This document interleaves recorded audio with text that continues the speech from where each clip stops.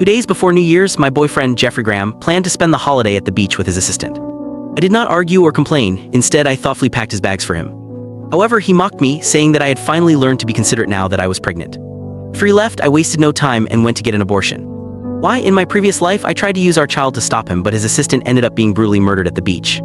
Jeffrey appeared calm on the surface after that incident, but just when I was about to give birth, he cruelly cut open my abdomen and killed my baby.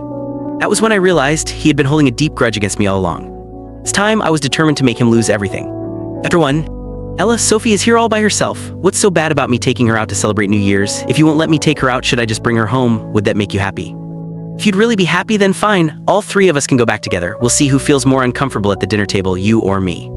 His angry voice made my head spin. I stared blankly at the man with a sarcastic look on his face and the woman beside him who looked so upset. The woman gently pulled on Jeffrey Graham's sleeve, her voice filled with sadness.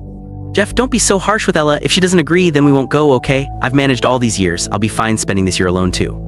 He tried to sound cheerful, but her smile was so forced it looked worse than if she were crying. Jeffrey's expression turned serious as he held her hand and spoke softly to comfort her. Seeing that I did not react, he got more and more impatient.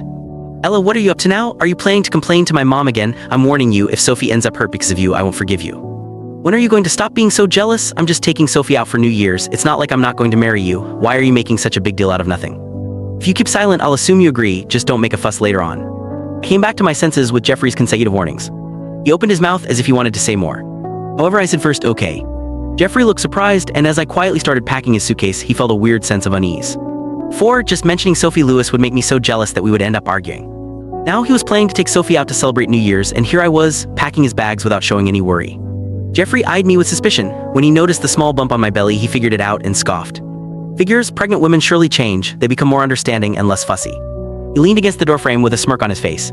Sophie bit her lip, looking so delicate that it would tug at everyone's heart. Ella, don't be upset. Mr. Graham just feels sorry for me being all by myself, which is why he decided to take me out for New Year's. If you really don't want us to go, don't push yourself. I can go on my own. Seriously, Ella, you can stop packing. Sophie tried to grab the suitcase from me, but in the next second it crashed to the floor. My hands shook as I held the clothes. Seeing Sophie in front of me with her eyes filled with tears, I finally knew for sure that I had come back to life. I had returned to this very day when Sophie went to the beach by herself.